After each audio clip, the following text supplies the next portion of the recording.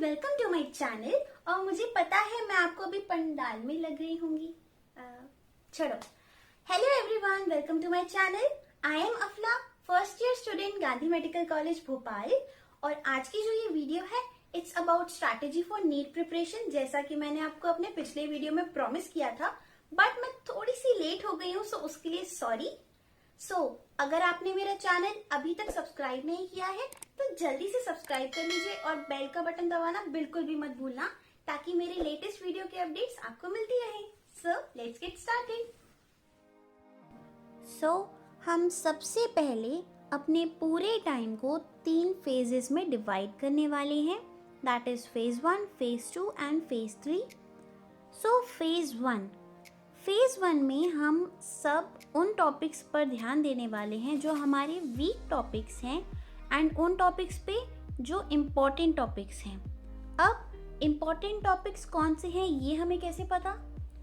उसके लिए मैंने पिछले 4 साल के पेपर की एनालिसिस करके कुछ रिजल्ट्स निकाले हैं, वो मैं आपको दिखाना चाहूँगी एंड बताना चाहूँगी कि इम्पोर्टेंट टॉपिक्स कौन कौन से हैं। तो इम्पॉर्टेंट टॉपिक्स में पहला आता है biological classification, then animal kingdom, फिर cell unit of life, sexual reproduction in flowering plants, principles of inheritance and variation, molecular basis of inheritance and human health and diseases.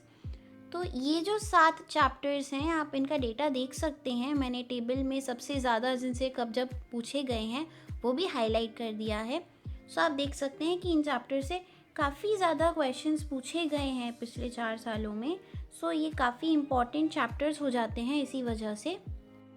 ये एनालिसिस मैंने अभी सिर्फ important chapters की दिखाई है and आप अगर सारे चैप्टर्स की डिटेल्ड एनालिसिस देखना चाहते हैं मैंने उसकी लिंक डिस्क्रिप्शन बॉक्स में डाल दी है। मैंने उसका PDF डिस्क्रिप्शन बॉक्स में डाल दिया है, उसमें सारे चैप्टर्स का एनालिसिस दिया हुआ है। तो हमें इन इम्पॉर्टेंट चैप्टर्स को और जो आपके वीक टॉपिक्स को हमें अभी प्रायोरिटी में रखना है, प्रायोरिटी में सबसे ऊपर रखना है एंड हमें फर्स्ट फेज में इन्हीं सब का रिविज़न अच्छी तरह से कंप्लीट कर लेना है। बायो में NCERT इज़ अ मस्ट। आप सभी जानते हैं बायो कितनी ज़्यादा इम्पॉर्टेंट है, NCERT बायो के लिए कितनी इम्पॉर्टेंट है।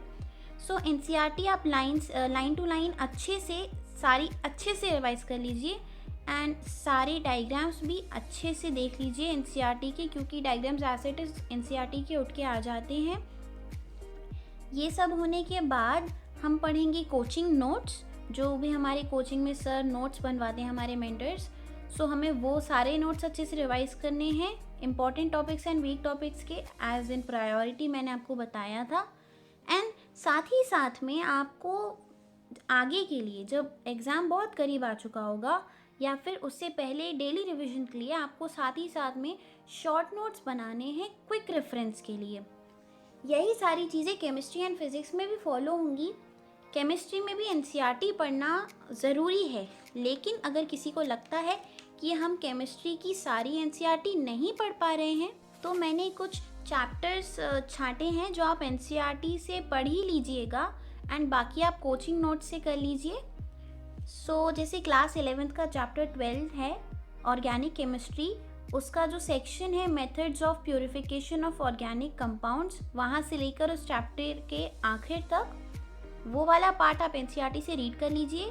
दैन क्लास 12 के surface chemistry, P block elements, D and F block, biomolecules, polymers and chemistry in everyday life. ये सारे चैप्टर्स केमिस्ट्री में आप NCERT से पढ़ सकते हैं एंड उसके बाद followed by coaching notes and making short notes.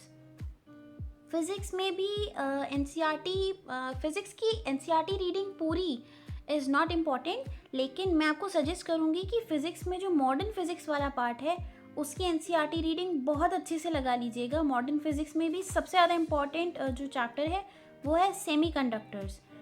इन सब की रीडिंग अच्छे से लगा लेनी है एंड देन फिज़िक्स के जो कोचिंग नोट्स हैं वो पूरे अच्छे से एक बार पढ़ लेने हैं एंड जो मेंटर्स हैं जितने भी क्वेश्चन वेराइटीज़ नोट्स में सॉल्व करवाते हैं वो भी साथ ही साथ में सॉल्व करते जाना है और इसकी भी फॉर्मूला शीट्स साथ ही साथ में हमें बनाते जानी है। Then next comes phase 2। इसमें हमारे जो भी अब चैप्टर्स बच गए हैं उन सब का रिवीजन हमें करना है। Here also NCERT is a must, NCERT से तो रिवीजन करना ही करना है। देन इस फेज़ में हमने जो शॉर्ट नोट्स बनाए थे उनका रेगुलर रिवीजन होना चाहिए, and also the regular revision of the formula sheets जो हमने बनाई थी। फिर इस वाले फेज़ में जो हमारा क्वेश्चन नंबर है पर डे वो हमें इंक्रीज़ कर देना है। टॉपिक वाइज क्वेश्चन प्रैक्टिस भी ज़रूरी है। सो मैंने जैसा बोला था फेज़ 1 में भी क्वेश्चन प्रैक्टिस होगी लेकिन इतनी नहीं होगी। फेज़ 2 में आएंगे तो हमें अपने क्वेश्चन नंबर पर डे बढ़ाने पड़ेंगे। सो टॉपिक वाइज क्वेश्चन प्रैक्टिस हमें उधर डालनी पड़ेगी एक्स्ट्रा, एंड 2 से 3 पेपर्स पर वीक ये तो होना ही चाहिए। अब जो हमारी टॉपिक वाइज क्वेश्चन प्रैक्टिस है, काफ़ी बच्चे उसे बहुत उटपटांग तरीके से करते हैं। जैसे हमने एक क्वेश्चन लिया, उसका आंसर सोचा, देन पेज पलट के देख लिया कि हाँ आंसर सही है कि नहीं है। हमें ऐसी सॉल्व नहीं करनी है।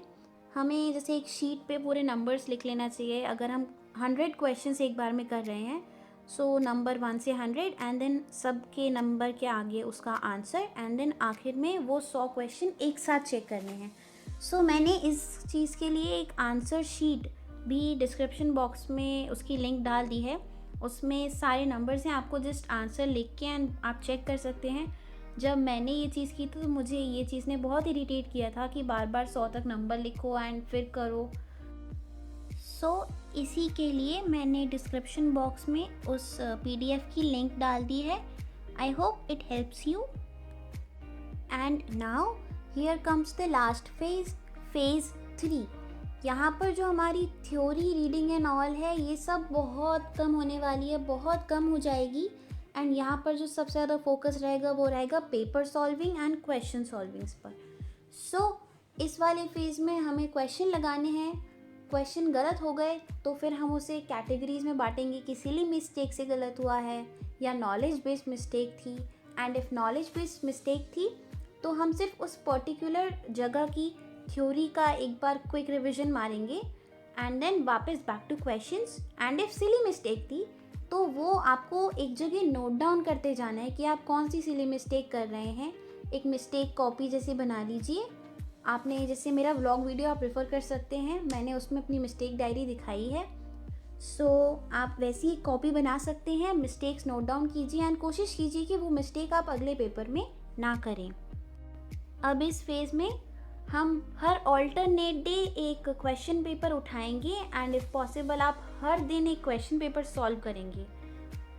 सो इससे होगा क्या, आपका question number solving per day बढ़ जाएगा। एंड ऑल्सो यहाँ जो आप क्वेश्चंस करने वाले हैं वो आप ऐसे बिना टाइम की नहीं करेंगे, आपको एक टाइम बाउंड प्रैक्टिस करनी है।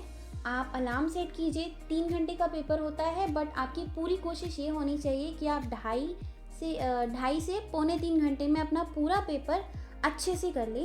एंड आप अगर क्वेश्चन प्रैक्टिस भी कर रहे हैं, सो क्वेश्चन प्रैक्टिस भी जो है आपकी वो भी टाइम बाउंड होनी चाहिए। सो फॉर एग्जांपल हम बायो के 90 क्वेश्चंस ले लेते हैं।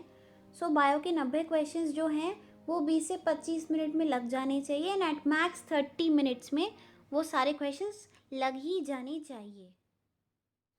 सो आई होप मैंने आज आपको जो स्ट्रैटेजी बताई है नीट प्रिपरेशन के लिए वो आपको हेल्प करेगी।